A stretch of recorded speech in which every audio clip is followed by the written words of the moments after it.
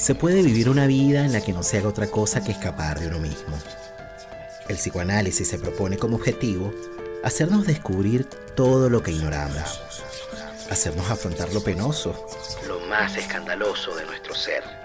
No solamente los deseos eróticos prohibidos, sino también nuestra ambición por el poder, nuestra avaricia insospechada, nuestro narcisismo infantil, nuestra agresividad asesina, nuestra locura. ¿Cuáles son las consecuencias de aquellos que viven cómodamente a distancia de su inconsciente? ¿Cuántas vidas arruinadas por la falta de palabras y vínculos que iluminen la oscuridad? Nos dicen que los fantasmas no existen, pero todos sabemos que no es cierto. Existen y pueden ser sobrevivientes.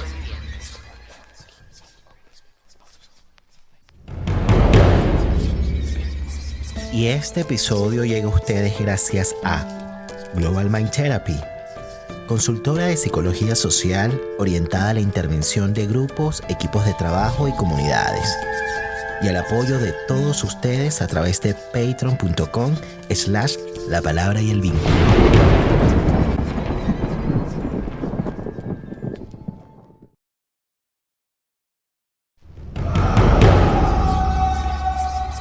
La palabra para traer recuerdos y volver donde fuimos felices.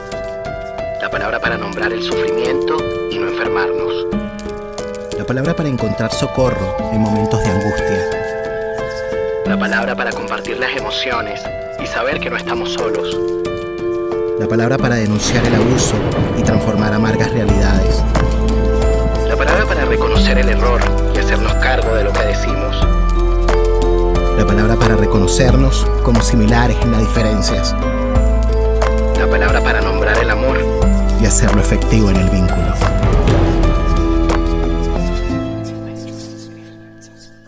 Damos la bienvenida a un nuevo episodio del podcast La Palabra y el Vínculo. Hoy nos encontramos con un invitado especial. Nos encontramos con Diego Stulwark, que estudió Ciencias Políticas en la Universidad de Buenos Aires, es docente y coordina grupos de estudio sobre filosofía y política, es coautor de varios libros, entre ellos Buda y Descartes, La tentación racional y Vida de perro. Él también tiene un blog que lo pueden encontrar en internet que se llama Lobo Suelto y recientemente, ya en el año 2019, publicó un libro que se llama La ofensa sensible, que fue lo que convocó nuestro encuentro. Yo te doy la bienvenida. ¿Cómo estás, Diego? Muy bien, ¿cómo te va? Es la ofensiva sensible, porque la ofensa sería más agresivo. Y la ofensiva sensible, bueno, no tanto. La ofensiva sensible, bueno, los lapsus, ¿no? Las formaciones del inconsciente, y podríamos partir por ahí, justamente, ¿no? ¿Por qué la ofensiva sensible, Diego? Bueno, la frase proviene de una amiga que por entonces estaba muy activa en el movimiento feminista, y en una conversación radial que estábamos teniendo, ella hacía alusión a la necesidad de que los discursos políticos, militantes, digamos, no fueran solamente claros conceptualmente, ¿no? Sino que también pudieran abrir un lugar en el plano de la sensibilidad. Entonces, tiempo después, cuando estaba terminando el libro y conversábamos con los amigos de la editorial Caja Negra, que son los editores del trabajo, un poco yo insistía con esta idea de, por un lado, entender que en la política siempre hay una relación de enemistad, y yo consideraba en ese sentido que lo que podríamos llamar enemigo es a un gran movimiento de desensibilización, ¿no? que en América Latina tiene etapas muy fáciles de identificar, ¿no? Por ejemplo, en Argentina o en Chile. Una primera que es el terrorismo de Estado, ¿no? Las dictaduras, y uno segundo que es el neoliberalismo brutal, ¿no? Como ofensivas de desensibilización del campo social. Y me parecía a mí que esta amiga había dado con la fórmula, ¿no? Por un lado está la ofensiva de desensibilización, y por otro lado lo que intentamos una y mil veces nosotros, que es tener iniciativas que sean ofensivas de resensibilización del campo social. Así que un poco la idea de ofensiva sensible tiene esa historia. Cuando se dio el estallido social acá en Chile, estuviste de visita, ¿no? Sí. Más o menos coincidió para esas fechas, estuviste en noviembre del 2019, y en ese tiempo tuviste una conversación con Constanza Michelson, que por cierto, para las personas que nos están escuchando, Constanza Michelson, psicoanalista y escritora chilena. En 2 ocasiones estuvo acá en La Palabra y el Vínculo. Les voy a dejar los links para que la escuchen en caso de que quieran conocer de qué fueron esas conversaciones. Y en esa conversación que tuviste con ella, decías que la ofensiva sensible es un modo, de alguna manera, de rescatar el ejercicio micropolítico de pensar cómo se organiza la vida, ¿no? Decías en esa conversación, ¿no? En periodos acelerados como los que vivimos hoy, ¿no? De pensar un poco cuáles son justamente las sensibilidades, los afectos, las percepciones, los deseos que se producen en un tiempo convulsionado, en un tiempo compulsivo, ¿no? Como el nuestro. Y claro, tú decías que cuando la política se separa de lo social, estamos en problemas, ¿no? Quería quizás a propósito de esto que estabas diciendo, ¿no? De pensar la resensibilización, ¿no? ¿Cómo pensar las condiciones para la resensibilización, ¿no? ¿Y a qué te refieres cuando hablas de sensibilidad? Sí, yo estuve en noviembre del 19 en Chile, eh, invitado para dar un taller, un curso en la universidad, y por supuesto desde octubre estaba completamente en conexión con amigas y amigos, viendo cómo se iban desarrollando los acontecimientos, muy entusiasta además, ¿no? Angustiado por el nivel de violencia y entusiasta por lo que parecía que efectivamente estaba abriendo en Chile y desde Chile hacia Argentina también. Pero claro, mis amigas y amigos me decían que la universidad se iba a cerrar, que seguramente no iba a poder ir. Entonces, finalmente acordamos que fuera igual, aunque la universidad estuviera cerrada, y que hiciéramos el taller, aunque sea en un café o donde fuera, pero que tenía un valor muy grande intentar dar ese taller, digamos, a la vuelta a las manifestaciones o antes de ir, digamos, haciendo esa combinación. Y finalmente se logró mantener abierto un salón de la universidad y entonces esos días trabajamos por la mañana con una cantidad de chicos y chicas, digamos, algunos de la universidad, pero algunos también venían de colegios secundarios. Y fue muy, muy, muy interesante para mí doblemente, porque por un lado pude participar de algunas manifestaciones y estar muy activo en conversación con mucha gente allá, en el calor, digamos, de esos episodios. Y por otro lado, presentamos el libro también ahí en Chile, y entonces hubo lectores y hubo, digamos así, una lectura inesperada, ¿no? De la ofensiva sensible, que estaba muy pensada para el proceso argentino, tomado del 2001, de la crisis del 2001, digamos hasta el fin del gobierno neoliberal de Macri, y no imaginé que ese libro iba a poder ser leído apenas unos meses después de salir, en un contexto como el que se armó en Chile. Fue muy, muy estimulante, digamos así, ¿no? Un libro que en el contexto argentino podía ser leído casi como la posición de personas que habíamos quedado completamente al margen del proceso político, digamos, ¿no? Que teníamos una posición completamente crítica con lo que estaba ocurriendo y más o menos aislada del centro de los argumentos. En Chile de repente era todo el contrario, ¿no? Era un libro que estaba en conversación con los procesos más visibles, más profundos de la sociedad chilena, y eso fue para mí muy importante. Entonces hay una lectura chilena de ese libro que para mí ya es inseparable del libro mismo, ¿no? Y ahí lo que yo, digamos, una de las cosas que a mí me interesaba mucho proponer en el libro, claro, es esta correlación entre micro y macropolítica, ¿no? Que a veces se tiende a escindir, como si fuera posible pensar la política solo, como lo que ocurre en la gran escena del Estado y los grandes conjuntos sociales, sindicatos, partidos políticos, y luego, digamos, en un escenario que tiene la escala de una vida individual o grupal, había una micropolítica completamente desconectada. Me acuerdo en Santiago de Chile, estar hablando de estas cosas, estar en medio de los talleres, y de que un chico que justamente venía del colegio secundario, ¿no? Creo que era él, bueno, o era otro joven que estaban, eran varios jóvenes, que uno levantó la mano y dijo, mira, digo, lo que está pasando en Chile hoy, nosotros de alguna manera lo veníamos viviendo de manera sumergida como socialidad de grupos, ¿no? Y esta socialidad previa que se venía tejiendo de una manera más o menos subterránea sale a la calle de golpe, digamos, ¿no? Lo cual me hizo acordar en muchos aspectos al 2001 argentino.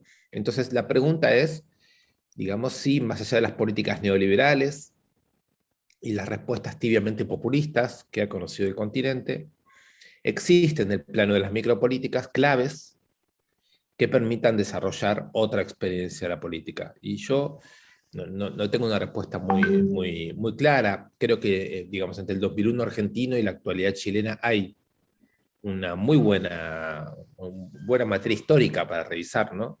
Esto, pero pienso que si nosotros partiéramos de una serie de síntomas y de malestares que acompañan nuestras vidas, ¿no? Y que van desde los ataques de pánico hasta todas aquellas presentaciones en nuestra vida que demuestran que somos improductivos o nunca lo suficientemente productivos para el mercado, nunca lo suficientemente competitivos, nunca lo suficientemente disponibles para estar 24 horas por día, ¿no? Ahí con el rostro relajado y sonriente que nos pide el mercado, ¿no?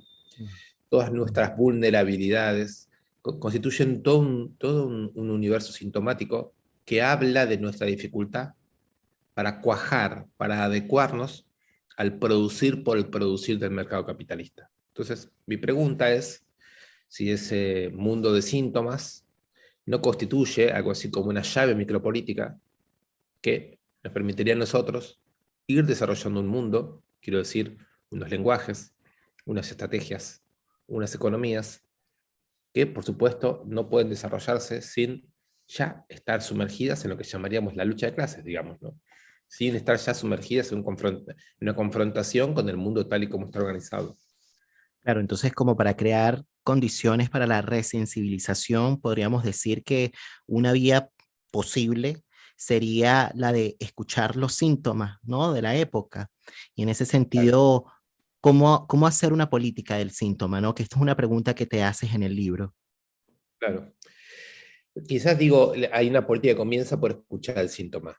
Entonces ahí sí que me parece que hay algo, sobre todo porque hay toda una tradición con respecto a síntoma que me parece que se lo puede rescatar, tanto en Marx como en Freud, ¿no? O sea, la idea de que el síntoma no es meramente un elemento que se pueda reprimir o un elemento que se pueda acomodar, sino que es un elemento inquieto, ¿no? Que tiene una especie de saber todavía sordo sobre las estructuras que no funcionan, y por lo tanto habría en relación a la posibilidad de escuchar o de leer el síntoma siempre una conceptualización, siempre la posibilidad de un pensamiento sobre lo que las estructuras actuales están limitando o impidiendo, ¿no? Entonces a mí me da la impresión de que el neoliberalismo ha desarrollado no solamente un esquema de tipo económico o ideológico, sino que además ha desarrollado un cierto tratamiento con respecto al síntoma, que es el coaching, ¿no? Mm. Es una especie de enseñar a vivir, que es una enseñar a adecuarse un poco a los valores, digamos, de la competitividad capitalista, pero que, además de ser aborrecible por sí mismo, tiene como correlato el hecho de que el neoliberalismo suele entrar en crisis Mm. y se vuelve radicalmente intolerante con los síntomas, ¿no? Y aparecen estas expresiones de ultraderecha que pasan del coaching, digamos, al odio y al deseo de destrucción de todo lo que es colores de pieles, orientaciones sexuales, maneras de existir, deseos comunitarios, ¿no? Todo eso que al mismo tiempo son los obstáculos, las barreras a la expansión de un cierto ideal del mercado, se convierte en el síntoma de destruir. Entonces, por un lado, el neoliberalismo pasa al coaching de la guerra con respecto al síntoma. Creo que esto en Argentina o en Chile lo podemos ver con mucha claridad. Luego, me parece que existe una tradición, que es la Vox-Zizek, que se llama populista, que consiste en identificar el síntoma con una particularidad que se podría excluir, ¿no? Entonces, o que se la podría negar, o se lo podría... Así, el populismo de derecha, por ejemplo, cree que el problema son los migrantes.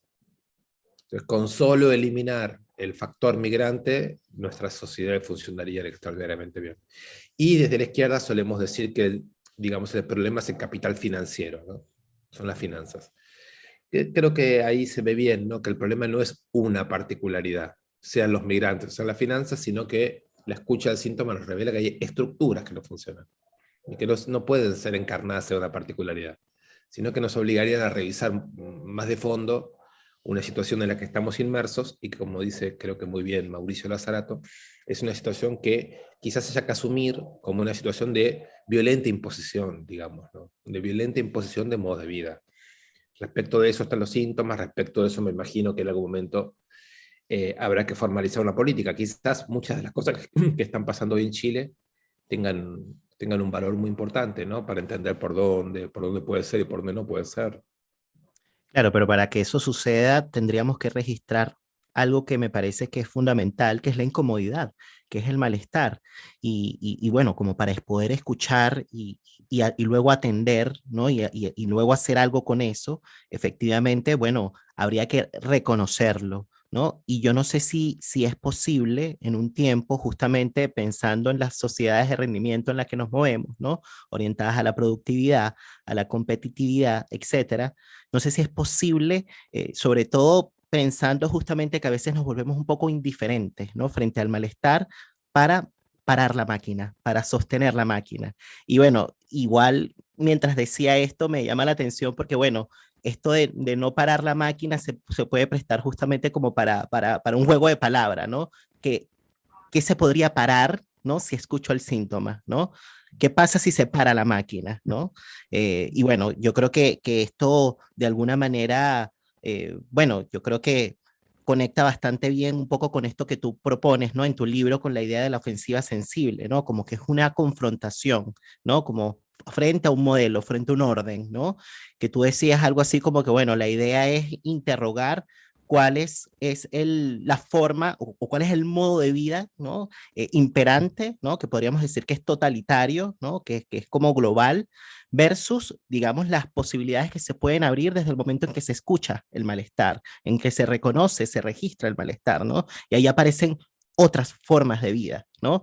Y claro, desde allí uno podría decir, bueno, claro, se establece de alguna manera una separación, ¿no? Entre lo que es pensar, digamos, la existencia de una manera quizás global versus lo que es crear distintos mundos posibles, ¿no?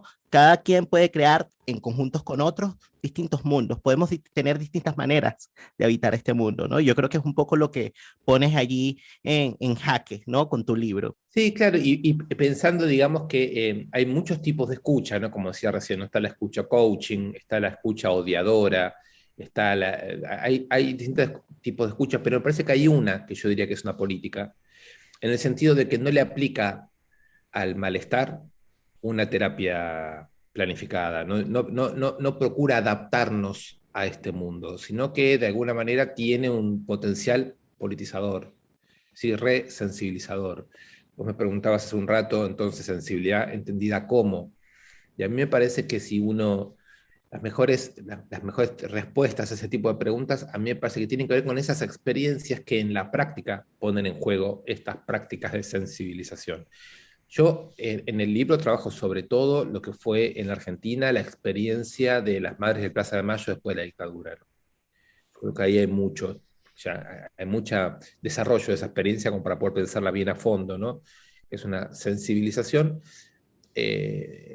Yo tomo la idea de varias fuentes, por eso no quiero una respuesta única, porque tiene varias capas de sentido para mí, pero puedo dar un par. Por ejemplo, eh, en Rita Segato, que me parece que es una fuente fundamental, ¿no? De los feminismos, sobre todo de cunio comunitario. Se llama sensibilidad a la resistencia de la objetivación, no tomar a las personas como objetos, ¿no? Admitir contra la metafísica capitalista un otro juego metafísico en donde la posibilidad, digamos, de constituir existencia con los otros siempre es en resistencia a una pedagogía de la crueldad que tiene por efecto constituir el mundo como un mundo de objetos y a las personas como personas cosificadas. Pero también tomo de Franco Berardi, de Bifo, que me parece otro aporte muy inspirado, ¿no? Que él trabaja sobre nuevas tecnologías, comunicación, el modo en que las corporaciones capitalistas van actualizando continuamente digamos, las mediaciones, las relaciones que tenemos con los signos. Y él llama sensibilidad ahí a la capacidad que nosotros tenemos de comunicarnos no exclusivamente a través de un código lingüístico, ¿no?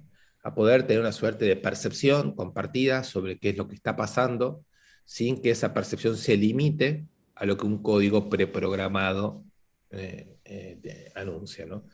Entonces no es tanto pasarnos consignas o frases entre nosotros, sino un tipo de comunicación que permite ver signos en lo no dicho.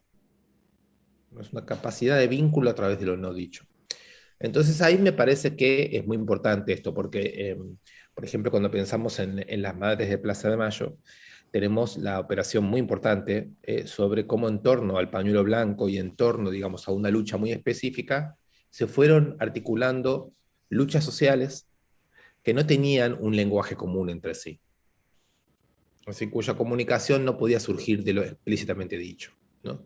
Sino que surgía más bien de un dolor compartido, de una imposibilidad de pertenecer íntegramente y de pleno derecho al sistema, de una especie de identificación con cierta política de la memoria. Y el otro eje que se puede contar de sensibilización en las Madres del Plaza de Mayo, a mi modo de ver, tiene que ver con la historia, con el pasado, con la capacidad de retomar de manera inspirada rebeldías y desacatos del pasado que sin embargo uno no está dispuesto a repetir de manera mimética, automática, ¿no? Eso es una conversación con el pasado que no está concebida al modo de la repetición estricta, ¿no?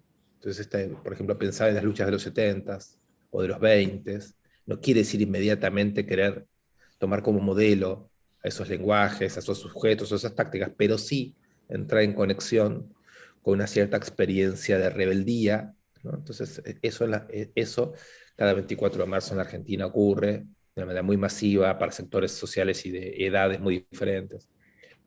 Ahora creo que el feminismo también es una experiencia muy extraordinaria de resensibilización del campo social, en donde se empieza, digamos así, a comprender una serie de cuestiones que no tienen exclusivamente que ver con el mejoramiento y el reconocimiento que las mujeres merecen tener en el orden salarial o en los tratos o en el respeto, sino que son portadores de una crítica a toda la estructura de desensibilización que pasa por el erotismo, por las relaciones laborales, por una forma de concepción de la economía, de las instituciones, del De la lenguaje, raza. Y de de la la... raza. Entonces ahí Ujú. tendríamos que, también en el zapatismo y en todo el movimiento de los movimientos indígenas, también tenemos un elemento resensibilizador. Por ejemplo, en relación a la dimensión étnica, pero no solo, porque ahí hay elementos comunitarios, ¿no? En la Argentina eso se lo ve mucho, ¿no? Elementos comunitarios andinos, sobre todo, que después pertenecen, digamos, a una cultura plebeya, obrera o popular, que empieza a tener en su seno elementos comunitarios que no provienen, digamos, de la migración europea y de la clase obrera, digamos, de los 60. Entonces, lo que a mí me interesa mostrar es cómo hay elementos de contrapoder que tienen por efecto la resensibilización del campo social, que surgen sobre todo como experiencias, no tanto como teorizaciones, como experiencias colectivas, y que en todo caso hay que escuchar y leer esa potencialidad para imaginar cómo, a partir de eso, primero ampliamos nuestra mirada, una especie de clínica social, ¿no? Segundo, cómo conectamos nuestros propios malestares con esas experiencias, si ahí hay un poder curativo, si hay un poder micropolítico para nosotros. Y en tercer lugar, pensar también que hay coyunturas políticas en donde es muy necesario que estos elementos disrumpan, ¿no? Que aparezcan, como creo que ocurrió en Chile, bueno, lo vi, ¿no? Que irrumpan poniendo límites a las formas de desposesión del poder, desposesión objetiva y subjetiva, me refiero, del poder, que por momentos es insoportable y la sociedad no cuenta con recursos suficientes para poner esos límites, acudiendo solo al orden político, digamos, ¿no? Ujú. Claro, pero volviendo un poquito a la idea de la política del síntoma, ¿no? Y esto que tú traías, ¿no? De estos síntomas que son bastante contemporáneos, la crisis de pánico, la depresión, la ansiedad. Estaba pensando muchísimo justamente en esto que decías de la ofensiva sensible, ¿no? Que viene justamente quizás como a interrumpir cierto automatismo, porque me parece que toda esta sintomatología da cuenta justamente de una sociedad que se vuelve autómata, ¿no? Que se vuelve repetitiva, como compulsiva, básicamente reproductora, ¿no? De un orden, ¿no? Y esto lo podemos ver a grandes escalas, pero también lo podemos ver en la vida, digamos, como cotidiana, bueno, con nuestras parejas, con nuestras familias, con nuestros amigos, ¿no? Y estaba pensando muchísimo en la idea de resistencia también, ¿no? Como ubicar a la sensibilidad como un modo también de resistencia posible, ¿no? Y desde ese sentido, bueno, a propósito de que mencioné hace un rato a Constanza Michelson, ella hace poco publicó un libro que se llama Hacer la Noche, ¿no? Y en este libro ella habla acerca de la idea de crear, digamos, lenguajes para el consuelo, una de las cosas que menciona allí, y decía que, bueno, que frente a, digamos, a estos modos de organización de vida que se vuelven como compulsivos, repetitivos, autómatas, ¿no? Lo que nos queda es una invención, ¿no? De palabras, crear palabras que de alguna manera nos permitan, si se quiera, bueno, encontrarnos y desde allí crear mundos, dice ella, ¿no? Pero como para que eso sea posible es necesario que podamos de pronto detenernos, ¿no? Detenernos, prestar atención y luego escucharnos, ¿no? Escucharnos registrando lo que emana del cuerpo, ¿no? Registrando esas sensaciones. Y quería hacerte la pregunta justamente por esas resistencias, bueno, ella ubica estos lenguajes para el consuelo como modos de resistencia psíquica, ¿no? Y me parece que hay como un paralelismo en relación a lo que tú estableces con esta idea de la ofensiva sensible, ¿no? ¿Cuáles pudiesen ser esas resistencias mínimas, ¿no? Que nos permitan de alguna manera quizás suspender la caída a la que estamos condenados en un modelo global como este, porque claramente una crisis de pánico, un ataque de pánico, la depresión, bueno, son cuestiones que literalmente pueden llevar a la muerte, ¿no? Entonces, ¿cómo suspender la caída, ¿no? Y cuáles pudiesen ser quizás esas estrategias que desde ya pienso que, bueno, que son colectivas, pero que también se apuntalan en lo individual, ¿no? Y en lo que pueda pasar a nivel vincular, ¿no? Como con otros. Bueno, sí, digamos, varias cosas me resuenan de lo que me estás contando. En primer lugar, yo no soy, digamos, no tengo una idea de lo que habría que hacer, como si yo supiera, como si yo pudiese, bueno, ahora le recomiendo a usted que está solo y deprimido, haga esto, haga lo otro, no tengo idea, ¿cómo se podría decir? Con muchos esfuerzos puedo conmigo mismo, digamos, ¿no? Pero sí creo que existe una cuestión ahí entre lo individual y lo colectivo a pensar. Es decir, en qué sentido somos individuos y en qué sentido somos colectivos, ¿no? A mí me parece que ahí es importante desestereotipizar ambas imágenes. ¿Qué es un individuo aislado? ¿Qué significa el colectivo? Pienso que la resistencia empieza, en primer lugar, por renunciar a aceptar que uno es un individuo aislado. Tengo la impresión de que el individuo aislado es una figura muy, muy pobre, porque está a mitad de camino entre el individuo integrado y feliz, digamos así, que podría ser el rostro de una publicidad, y el individuo verdaderamente consigo mismo, que es un individuo que por el mero hecho de estar auténticamente consigo mismo está en condiciones de volverse colectivo. A mitad de camino está el individuo aislado, ¿no? Es una persona, digamos, que se encuentra tomada por una especie de parálisis, a mitad de camino entre una suerte de libertad y una suerte de integración. Ahí esa figura que me parece que es una figura que hay que destrabarla, ¿no? Y a mí tengo la impresión que ese destrabe, ahí yo soy muy, muy seguidor de la obra de Gilles Deleuze, ¿no? Entonces, donde esa soledad tiene todavía que descubrirse como un lugar de singularidades, tiene que descubrirse como un lugar en donde ocurren cosas, es una individualidad que todavía tiene que buscarse para no quedar aislada, digamos que es una suerte de medio camino muy depresivo, digamos, como vos decís, conduce a la muerte. Por lo tanto, el síntoma me parece un buen comienzo, porque por un lado muestra el bloqueo a la reintegración, ¿no?, en el sistema, y por otro lado puede mostrar cuál es el punto que si se desplegara una terapia, una práctica terapéutica, una amistad, en un amor, en una politización, podría descubrirnos a nosotros mismos por dónde pasa el mundo para nosotros, ¿no? Lo que llamaríamos deseo, ¿no? Y por otro lado, me parece que hay que desestereotipizar lo colectivo. Si lo colectivo es un grupo de militantes, digamos, ¿no?, que tienen clara la estrategia revolucionaria, entonces es muy pobre esa imagen, porque para nosotros lo colectivo tiene que tener necesariamente múltiples formas.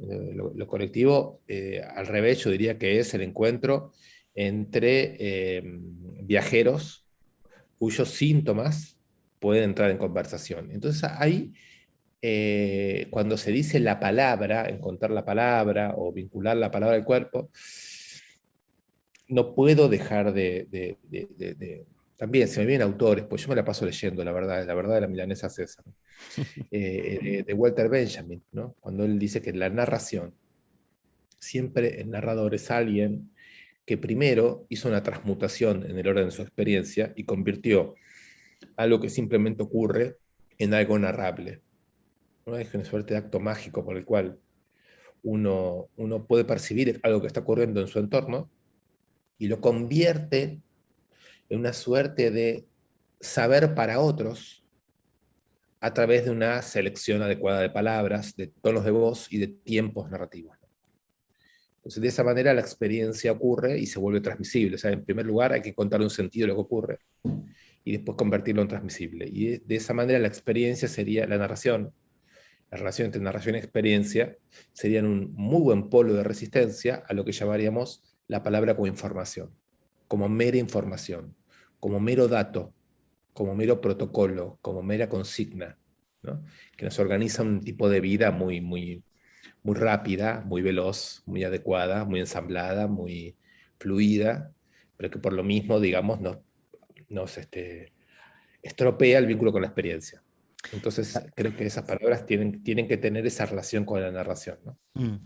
Me parece que hay una relación entre esto que estás diciendo y algo que mencionaste en una conversación con Gustavo Diegues, no sé si lo estoy Sí, pronunciando bien, en bien donde llegues, sí. hablabas, en donde hablabas acerca del tema de la crisis, ¿no? Sí. Y yo creo que esto también de alguna manera tiene un lugar súper importante, ¿no? Que tú decías ubicar a la crisis como un punto de partida para poder pensar y luego a partir de allí imaginar, ¿no? Otras posibilidades de vida u otros modos de existencia también, y no justamente como un dato, no reduciéndola como cada un dato, ¿no?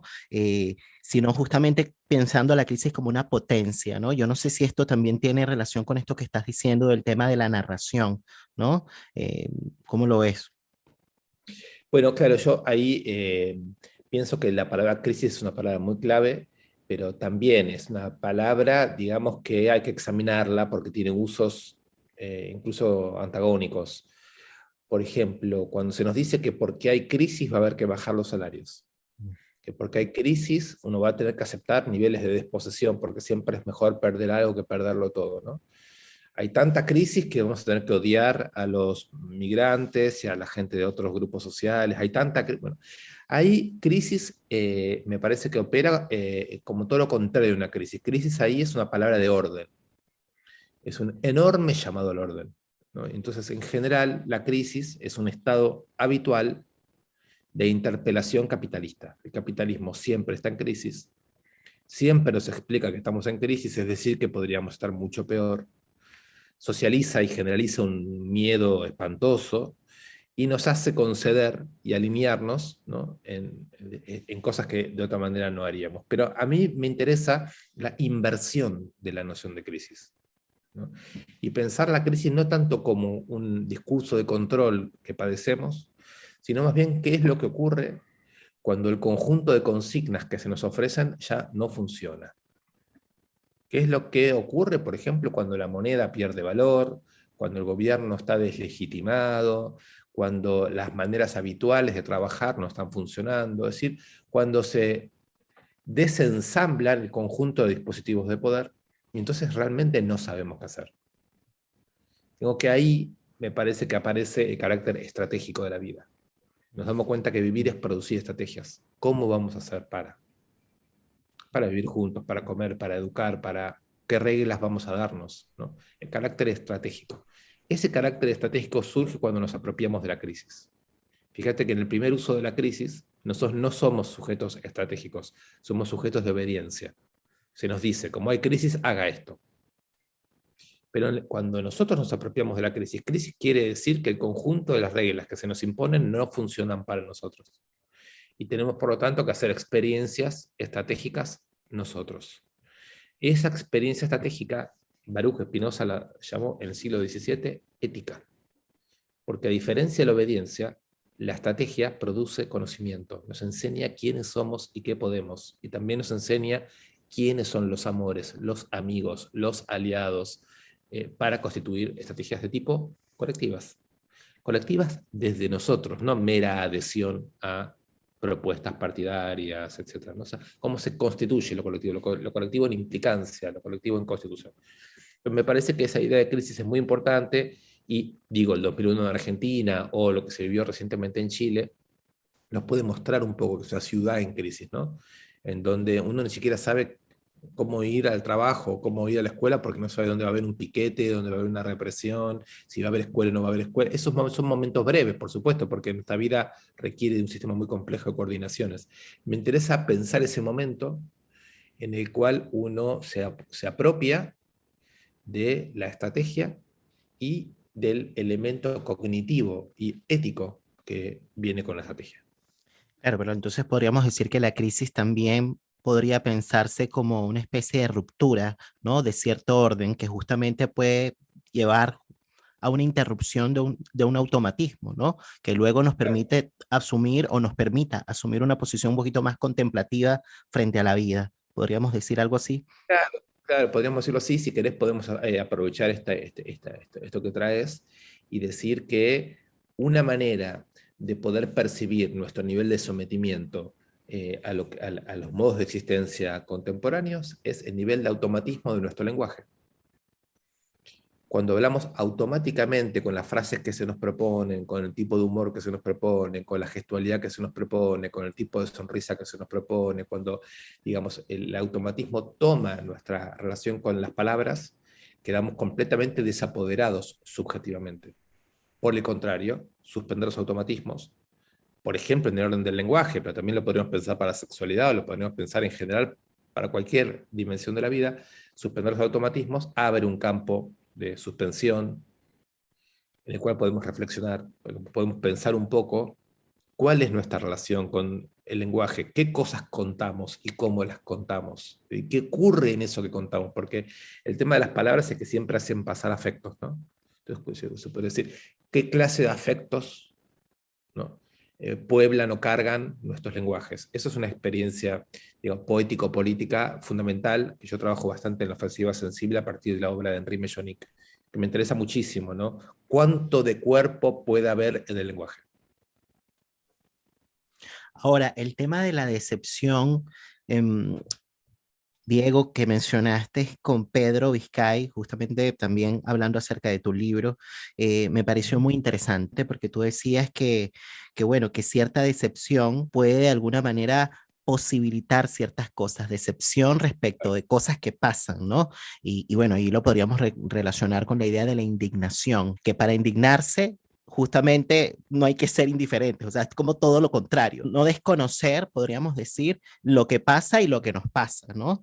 ¿Qué podríamos decir en relación a eso? Porque tú decías, no se trata de irnos a los extremos ni caer en una actitud pesimista ni optimista, se trata de pasar un poco por ese momento, ¿no? De la decepción o de la desilusión para a partir de allí crear algo transformador. Bueno, yo tenía bastante pensado el tema de la decepción, pero vos incluiste otra palabra que es indignación y quiero ver si me sale una idea al respecto conectándolas. Creo que esto lo leí alguna vez en algún filósofo, la decepción conlleva una pérdida de potencia, conlleva una pérdida de felicidad, ¿no? Pero la credulidad o el optimismo implica una adhesión acrítica al presente. Entonces ahí el filósofo que yo leía hablaba de una cierta decepción. Pero entonces ahí había que volverse muy sutiles, ¿no? Porque cierta decepción no es igual a decepción a secas. La decepción, digamos así, no, o sea, pérdida de adhesión a la existencia. A mí, no, como espinociano, algo así no me gusta. Pero si la adhesión a la existencia implica adhesión al mundo tal y como es, entonces me parece un sistema de obediencias. En cambio, cierta decepción abre una puertita, ¿no? Es una decepción con respecto al conjunto de ideales o de promesas que nos movilizan, pero en el sentido de interrogar un poco el acontecimiento, lo que ocurre, lo que queremos. Es un sistema de interrogaciones y de investigaciones, no de pérdida de creencias o de pérdida de vitalidades o de pérdida de deseos, ¿no? Entonces, una cierta decepción, ¿no? Un estado en el cual nosotros podemos decir, sí, por supuesto, que yo estoy en favor de ciertas cosas, pero al mismo tiempo interrogo, ¿no? ¿Qué son esas cosas? ¿Cómo estoy a favor de esas cosas? ¿No? Eh, digamos, soy capaz de tener una relación con aquello que me moviliza, con aquello en lo que creo y con aquello, digamos, que me constituye, que al mismo tiempo es capaz de mantener bajo examen e interrogación, que es eso, es decir, es una forma de decepción relativa que no desmoviliza, sino que al contrario le pone unas exigencias críticas a la propia movilización, ¿no? Y eso me parece que tiene mucha importancia para el fenómeno de la indignación, porque el fenómeno de la indignación, que es definido en la ética de Spinoza como el sentimiento de injusticia que uno experimenta por el hecho de sentir que unos semejantes a nosotros han sufrido una injusticia, ¿no?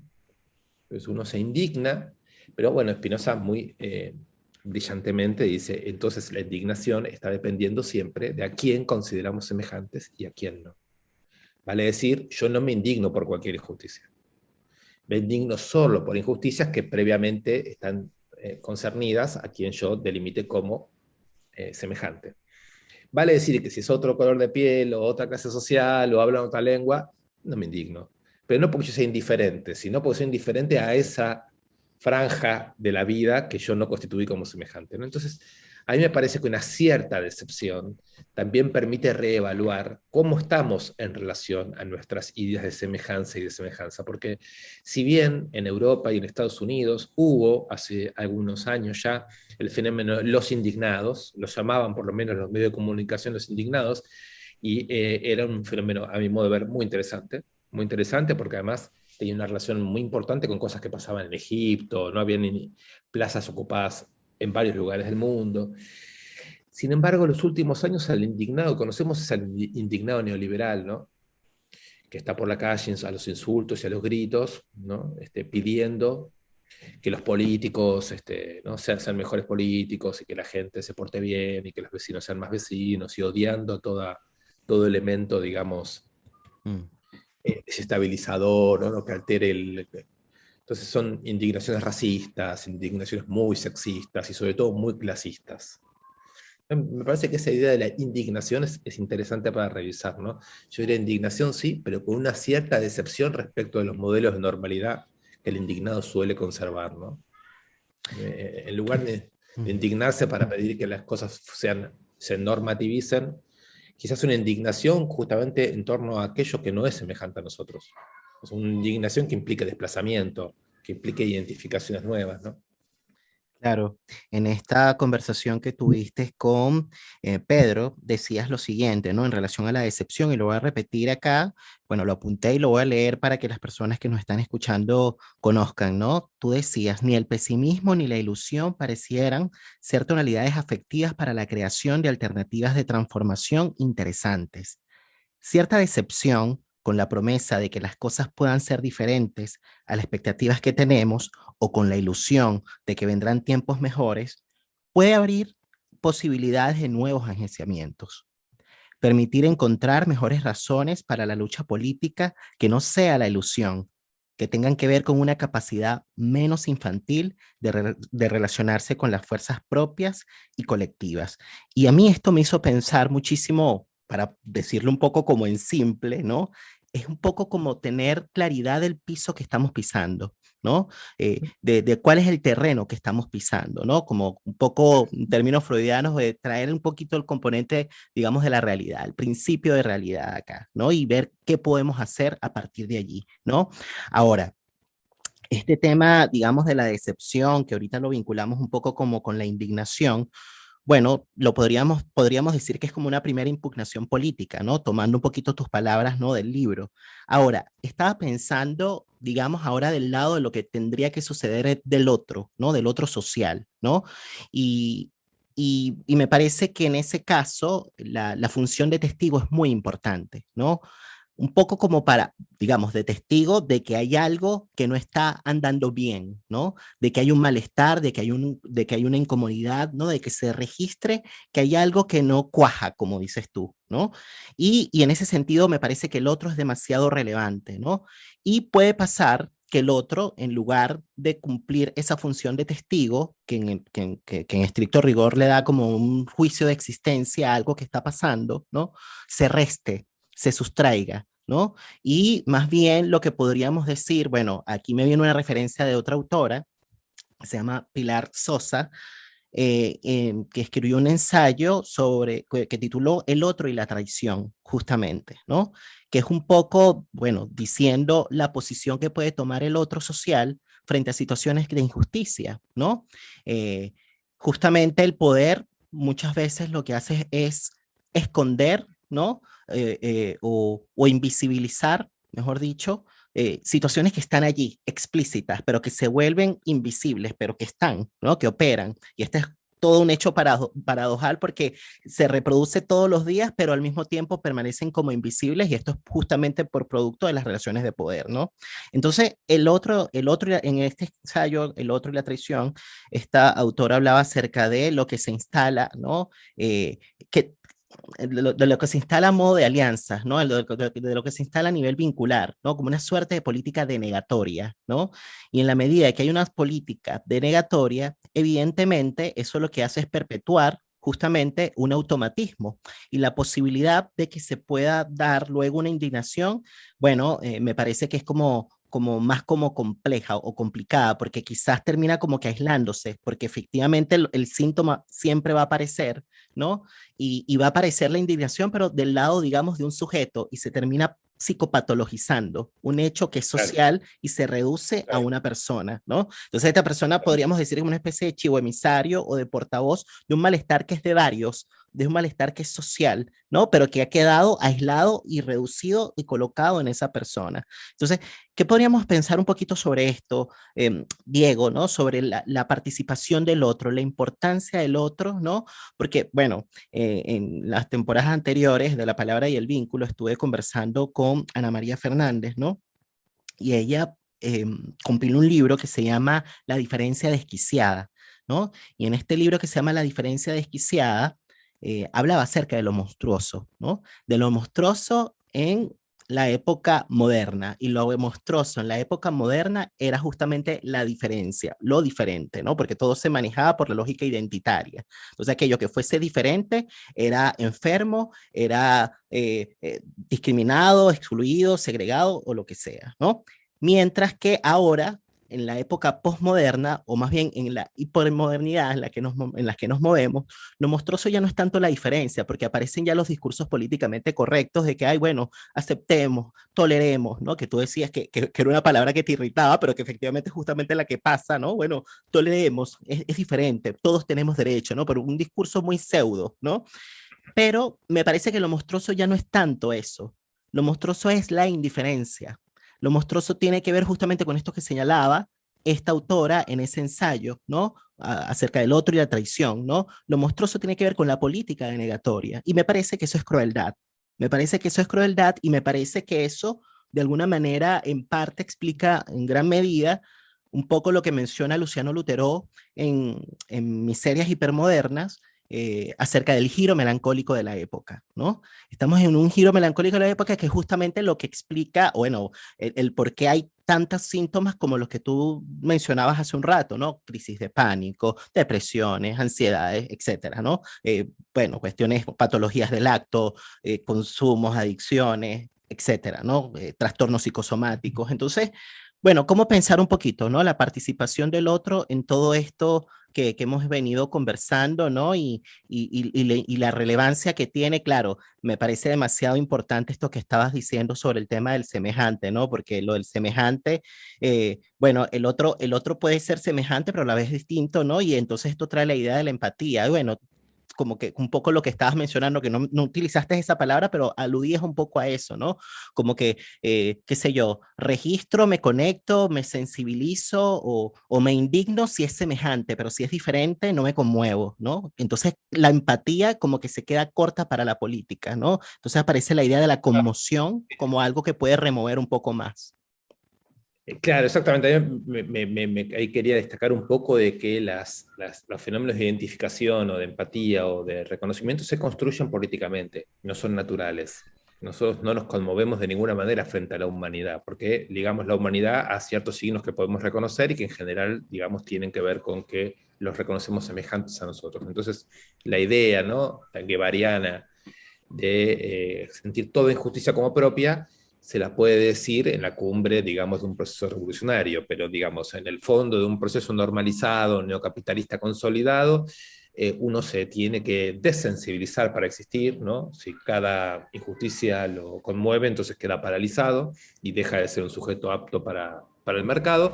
Por Mm. lo tanto, la desensibilización es una condición de posibilidad en el mundo del mercado y de la competencia, y uno, digamos, indigna normalmente, entonces con aquellos en los que no está en una situación de desconocimiento o de competencia brutal. Entonces, el mundo de la indignación se reduce bastante y pierde potencia política, ¿no? Cuando se la ve así. Eh, ¿Qué cosas, una pregunta puede ser, qué cosas son las que amplían el campo de la semejanza? O también podríamos decir, bueno, digamos, ¿qué en el ámbito de una introspección nos podría salvar de una suerte de indiferencia, ¿no? Entonces, estos son evaluaciones que hacemos siempre, por ejemplo, la irrupción del feminismo, y con el feminismo de una serie, digamos, de cuestionamientos a cierta normatividad sexual, hace que muchas personas que no son mujeres y que no practican sexualidades diferentes tengan, sí, tengan que tomar una decisión respecto a cuántos se sienten interpelados por eso, ¿no? O sea, cuánto están obligados a revisar a sí mismos y cuánto no. O sea, cuánta indiferencia van a poner en juego y cuántas preguntas hacerse sobre cómo escuchar algo que de todas maneras no es fácil de escuchar, porque implicaría una supresión exactamente del modo de vida que uno tiene, a cambio de una forma de vida que no sabe cuál es, ni tampoco si va a poder contar en ese movimiento con aliados, o si esos movimientos van a ser solamente impugnadores. Entonces, ese tipo de conmociones yo creo que forman parte de nuestra sociedad y que no podemos pensar la sociedad argentina o la sociedad chilena sin verla atravesada por un conjunto de interpelaciones que pone a todos los sujetos en un dilema, si reaccionar reactivamente, ¿no? O abrir una zona, digamos, de elaboración de eso que viene de afuera, pero que nos interpela y que, por lo tanto, afecta también nuestra manera de desear, de ser, ¿no? Es una evaluación compleja que uno puede hacer solo o con semejantes. Quiero decir, las derechas, las ultraderechas, que por ejemplo en Argentina están creciendo mucho, son un tipo de respuesta a ese tipo de interpelaciones. Que dicen, no solo no me interpela nada lo que me estás diciendo, sino que quiero anularte como sujeto falso interpelador, ¿no? Al contrario, quiero fortalecer mi identidad de diferente en el sentido de no semejante, ¿no? Ujú. Y es un acto, digamos, muy brutal, muy violento y muy presente, ¿no? Que yo creo que además es un acto que viene a salvar el mundo de la mercancía, por lo que ciertos sectores de la derecha sienten como un peligro, un riesgo. Luego está la cuestión del otro, ¿no? Y que yo, que no tengo una formación psicoanalítica, lo tiendo a pensar siempre más en el plano político, y tiendo a pensar que el otro, ¿no? Cuando pensamos en un tipo de autoridad política, estatal, central, digamos, siempre hace un reconocimiento despotenciador.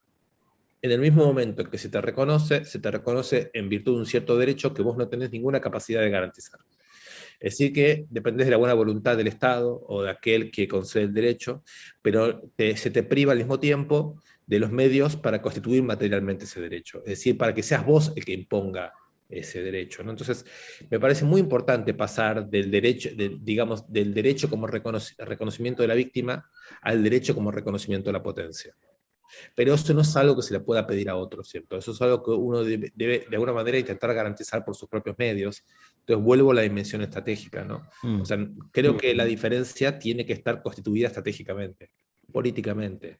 Tiene que tener sus propios medios para garantizar lo que propone como un derecho, ¿no?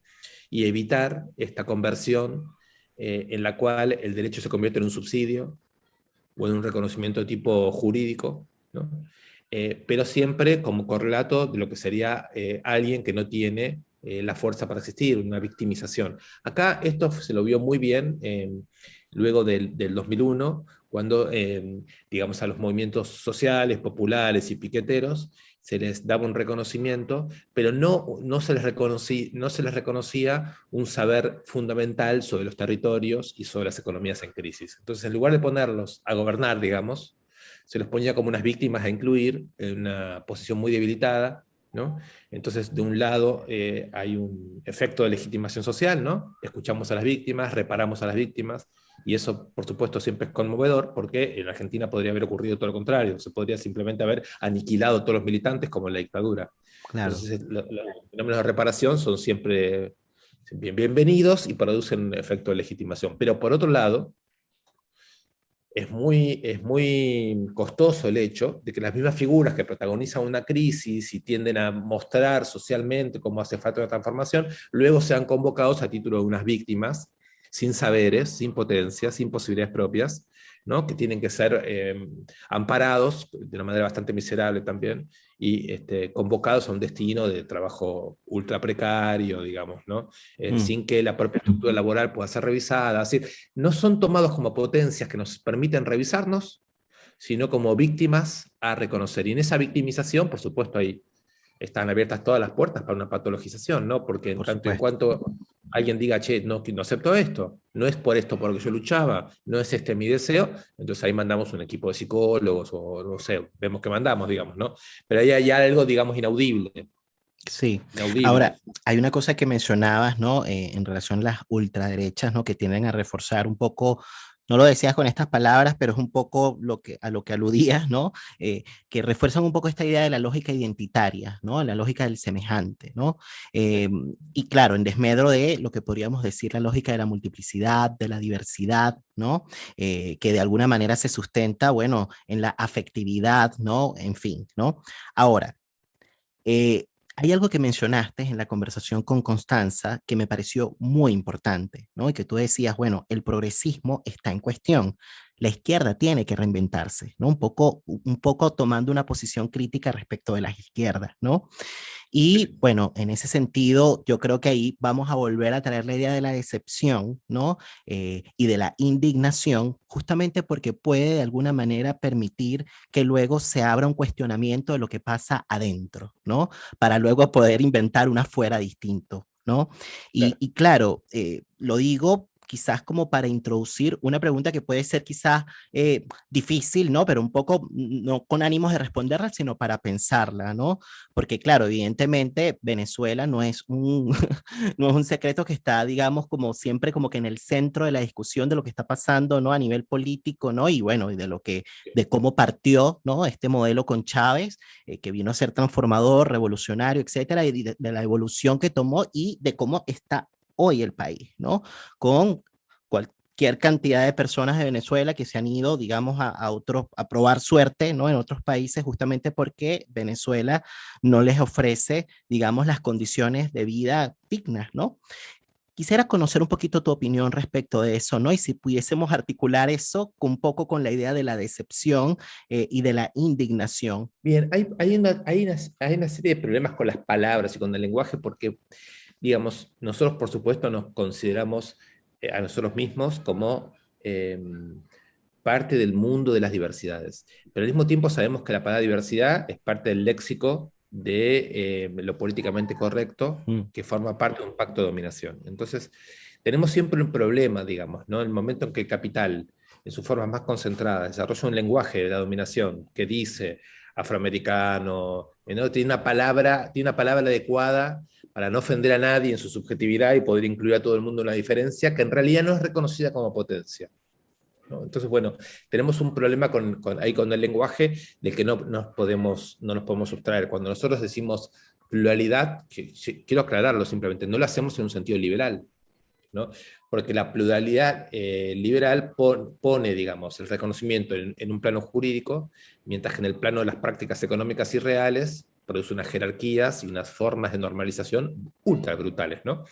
Y ujú. creo que la ultraderecha simplemente es la que viene a decir eso con todas las letras. Dice, así debe ser, desinhibido, ¿no? Basta de hablar de diversidad y de pluralidad, digamos, ¿no? Que los negros son inferiores, que los indios son una porquería, que las mujeres son todas putas, en fin, y que los hombres blancos tenemos que ser propietarios y mandar, y todos los que dicen otra cosa mientan. Son los cínicos que hablan de una igualdad en la que no creen, son los cínicos que hablan de una universidad. Entonces, el punto de verdad que ellos tienen, que la derecha tiene, hay que registrarlo, porque si nosotros no registramos el punto de verdad que la derecha tiene cuando crece, tampoco podemos cumplir con lo que creo yo deberíamos cumplir, que es ser nosotros los que cuestionamos ese lenguaje políticamente correcto. O sea, cuando digo nosotros, digo una idea muy genérica de izquierda, ¿no? Que tiene que actuar siempre bajo la idea de una cierta decepción y que tendría que ser capaz de producir un lenguaje cuestionador, fuertemente cuestionador, en una doble operación muy difícil de hacer, que es criticar el lenguaje de la dominación oficial y al mismo tiempo el de la ultraderecha, ¿no? Creo que ahí tenemos como un doble campo de conflictos hoy que pensar. Todo esto se pone en juego en Venezuela para mí, porque sin ser experto en Venezuela, pero viendo que de alguna manera Venezuela ocupa el lugar de una segunda Cuba discursiva en el imaginario del continente, ¿no? Es decir, hubo una anomalía política, esa anomalía política se presenta ante el continente diciendo hemos logrado mejorar ciertos índices o hemos logrado ya no continuar con ciertos ciertas continuidades neoliberales, etcétera, ¿no? Acá hay una diferencia positiva en Venezuela, al mismo tiempo se exponen un conjunto de déficit, para decir lo mínimo, de déficit de ese proceso, y no hay lenguaje para hablar de eso. Porque si yo quiero decir ahora, ¿cómo puede ser que el 10% de la población, creo que es, haya abandonado el país? Evidentemente es una crisis humanitaria extraordinaria, ¿no? ¿Cómo puede ser que sea tan pobre, digamos, el fenómeno discursivo del socialismo venezolano, ¿no? ¿Cómo puede ser que después de un entusiasmo muy multitudinario, muy masivo, en el que evidentemente han habido experiencias comunitarias y de reconocimiento plebeyo y popular tan fuerte, hoy nos lleguen informaciones sobre muchos de esos liderazgos, que son informaciones que prácticamente son clases sociales dominantes, con sistemas bastante inmorales, digamos, de reproducción? Entonces, ¿cómo hacemos? Entonces, una posibilidad que la derecha nos ofrece es decir, bueno, digan con nosotros que eso es una dictadura. Digan con nosotros que eso es una dictadura. ¿Hace cuánto? Que desde el comienzo le dijimos que es una dictadura. Como Cuba es una dictadura, ¿no? Entonces, uno se pregunta, ¿cómo hago yo para hablar de ese fenómeno? Del cual tendría que decir muchas cosas, algunas positivas y algunas negativas, y algunas alarmantemente negativas, sin, cuando lo digo, estar cayendo en un automatismo ideológico que me permite decir es una dictadura y con eso activar la politología norteamericana, siempre lista para decir que también el kirchnerismo es una dictadura, y si Boric se mantiene como se mantiene, quizás no se diga eso de Boric, pero si Boric quiere nacionalizar algo, si Boric quiere revisar los AFP, quizás también sea una dictadura. Entonces, ¿cómo hacemos nosotros para constituir un lenguaje lo suficientemente nominalista, lo suficientemente justo, una politología propia de los decepcionados, pero no tanto, que nos permita tener un lenguaje que sea radicalmente diferente a aquel con el que nuestro enemigo histórico nombra nuestros fracasos? ¿Sí? Entonces, todo lo que fracasa en el campo del socialismo, en el campo de las izquierdas, es un fracaso nuestro, que nosotros deberíamos ser los primeros en poder nombrarlo, en poder decirlo. Y si podemos transformarlo, pero si no, por lo menos poder decirlo, poder evitar que se construya un lenguaje falso, ¿no? Un lenguaje polarizador que no permite pensar. Deberíamos ser los primeros, pero no lo somos. Claro, pero Venimos segundos. sí, pero como bien decías tú, partir, digamos, por el desde, ¿no? Que es reconociendo lo que hay, un poco a propósito de lo que decíamos antes, ¿no? Sabiendo el piso que se está pisando, ¿no? Y bueno, utilizaste la palabra fracaso y yo creo que eso es una palabra justa, ¿no? En este momento, siendo de alguna manera persona, bueno, que por supuesto está implicada, digamos, en todo lo que está sucediendo por razones obvias, soy venezolano, ¿no? Y bueno, justamente, ¿no? Y a partir de allí luego sí inventar, ¿no? Inventar y resistir, ¿no? Bueno, resistir, que es un poco lo que se ha ido haciendo en todo este tiempo, pero sí quizás inventar otra manera de vida, ¿no? En comunidad. ¿No? Bueno, esto es un tema bastante controversial, bastante complejo, difícil de hablar, sobre todo en estos temas, en estos medios digitales que son públicos, ¿no? Y te agradezco muchísimo que hayas accedido a plantear, ¿no? Tu punto de vista, ¿no? A partir de lo que has ido conociendo, escuchando, etcétera. Que sobre todo me interesa que no está, yo no conozco Venezuela, es decir, no siento haber hablado sobre Venezuela. Creo que estuve hablando sobre el modo en que hablamos de lo que se habla. Entonces, llega mucha información y mucho discurso sobre Venezuela, y es más o menos evidente, entonces, que quizás la idea de un socialismo emancipado como tal no se realizó en Venezuela, sino que al contrario, hay un proceso complejo en que habría que contar una serie de momentos de avance que uno ha conocido, ¿no? De momentos comunitarios, de momentos plebeyos, y al mismo tiempo una serie de situaciones inaceptables, de tipo represivas, dictatoriales, pero también, digamos, de falta de sustento económico, en fin, todas cosas que uno más o menos puede escuchar. El problema es, de opinión, es con qué lenguaje hablamos de eso. Y lo que yo propongo es no hablar con el lenguaje automatizado de nuestro enemigo, sino intentar pensar cómo hablamos de esas cosas desde el punto de vista de los logros que ese fenómeno pudo tener, las cosas activas que ese fenómeno puede tener, y al mismo tiempo señalar los puntos en donde no es posible, digamos, establecer complicidades y silencios. Es una práctica muy compleja, ¿no? Y los automatismos alimentados por las redes sociales y los medios de comunicación no permiten, te dicen inmediatamente si estás a favor o en contra, ¿no? ¿Estás con Chávez o estás con Estados Unidos? Bueno, ese tipo de terrorismos hay que, yo creo, diluirlos. Y mi opinión es que el comienzo de un lenguaje propio es estar alertas siempre de no caer en el lenguaje del enemigo histórico, que en este caso me parece que es más bien Estados Unidos, ¿no? Como potencia militar. Bueno, ya para acercarnos al cierre de esta conversación, Diego, la última pregunta que te quería hacer tenía que ver o tiene que ver justamente con la influencia que tiene, digamos, o lo voy a poner en estas palabras, ¿no? ¿Cuáles serán las huellas que deja el mercado en el amor? Y en la amistad también podríamos decir, ¿no? Esto a propósito de algo que mencionabas en la conversación con Pedro, que por cierto, esto que estoy diciendo en este momento, esta conversación con Pedro, pueden escucharla en YouTube, en el canal de Caja Negra, me parece que está disponible para que la puedan escuchar, está muy interesante. Y allí Diego habló con Pedro acerca de las dimensiones de lo neoliberal, ¿no? Y allí mencionaba que el neoliberalismo es un tipo de capitalismo que produjo una modificación en las relaciones sociales. Nadie está fuera del orden neoliberal. Es una fuente de organización global de los vínculos y del lazo social. Es un modo de organizar la vida, una estrategia micropolítica para hacer frente a la vida, a través de tomas de decisiones en una serie de cálculos y razonamientos financieros tomados por el mercado, ¿no? Y con esta referencia quería de nuevo retomar esta pregunta, ¿no? Que te hacía, ¿no? ¿Cuáles serán entonces las huellas que deja el mercado en el amor y en la amistad?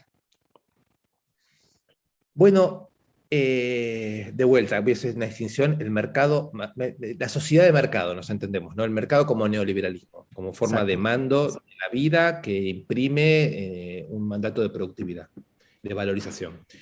Eh, Me acuerdo de un filósofo argentino, León Rositner, que él decía, si cada uno fuera capaz de tomar conciencia del tipo de cálculo que hace cuando ama, vería la presencia del mercado dentro de uno funcionando, ¿no?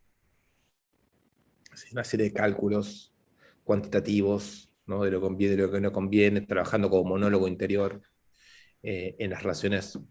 Quizás, quizás no hemos llegado al punto de que nos ocurra con los hijos, con las hijas, pero quizás con los amigos y con las parejas en ocasiones sí ocurre, y me parece que es un buen ejercicio, ¿no?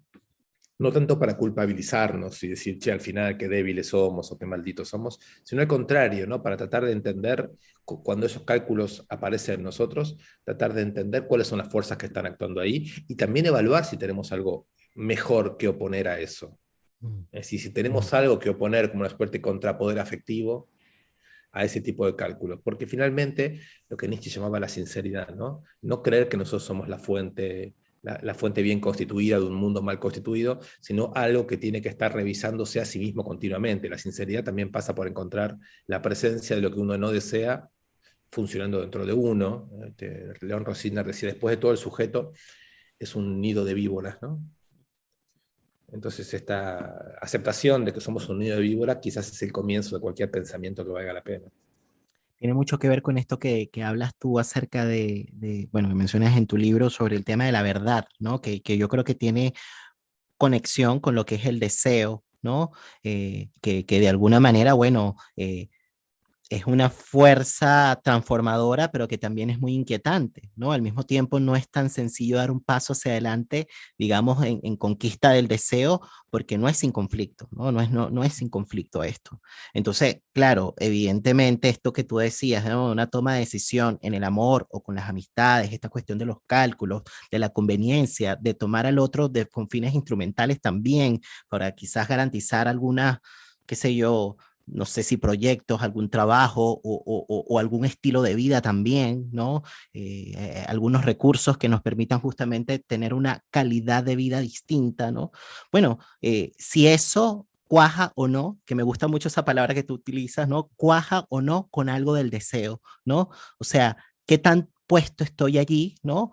O en qué medida estoy de alguna manera intentando sostener cierto orden que me dé seguridad, pero que no necesariamente me traiga tranquilidad en relación a lo que en verdad estoy deseando. Bueno, esa es una palabra del momento muy complicada, que es la palabra deseo, porque de vuelta, como la palabra crisis o diversidad, están metidas en políticas de lenguaje que hay que saber discernir, porque yo con la palabra deseo me convierto en el individuo posesivo y calculador más brutal, porque yo sé lo que deseo y que nadie se me ponga en el medio, ¿no? Y entonces llamamos deseo a la conciencia inmediata que tengo de las ganas de algo, mientras que Spinoza, por ejemplo, decía eso no se llama deseo, eso se llama ignorancia, por el hecho de que yo no conozco, radicalmente no tengo conocimientos sobre en qué condiciones hay fuerzas que operan sobre mí haciéndome desear lo que deseo. Entonces llamaríamos deseo a una fuerza de existencia, pero que es capaz de revisar cuáles son los factores que están operando sobre nosotros y nos están constituyendo como sujetos deseantes en un cierto sentido. Con lo cual, efectivamente, el deseo es una categoría compleja, se la usa muy plenamente y en ciertas circunstancias vale la pena, ¿no? Porque cuando un grupo de mujeres feministas, en ciertas circunstancias de opresión patriarcal, hablan de deseo, quizás ese deseo ya no es ese deseo individual ignorante, sino que está abarcando una investigación sobre las formas patriarcales, ¿no? De la utilización de los cuerpos, etc. Entonces, en la medida en que el deseo pueda ser parte de una reflexión y de una politización, a mí me parece que se le abren sentidos nuevos y interesantes, ¿no? Bueno, él es Diego Stewart, que no sé si pronuncia bien el apellido nuevamente, y le doy las gracias por haber participado en este episodio de la tercera temporada del podcast de La Palabra y el Vínculo. Nos estamos entonces viendo próximamente en otro episodio del podcast. Que estén muy bien, cuídense y chao. Para Diego Stewart, cierta decepción con las promesas de que las cosas pueden ser diferentes o con la ilusión de que vendrán tiempos mejores puede abrir posibilidades de nuevos agenciamientos, momentos de creación que tienen un alcance político. Atravesar la decepción implica reconocer el terreno que estamos pisando. No tiene que ver con pesimismo ni con desmoralización, sino con que no tengamos expectativas banales a corto plazo. Que tengamos más bien un temple, un aguante y sobre todo una sensibilidad que nos permita crear con lo que hay. No desde la oscuridad, no desde la ilusión, sino desde una fuerza real que nos permita descubrir la potencia en lo que hay. Es ahí donde ocurren milagros, pequeñas estrategias de resistencia micropolítica que nos permita crear otras formas de vida. Pero no se puede hacer política sin escuchar el síntoma, el malestar social. Solo a partir de ahí podemos lograr transformaciones históricas. Yo soy Nelson Ruiz y esto fue Atravesar la Decepción, en el marco de la tercera temporada de La Palabra y el Vínculo.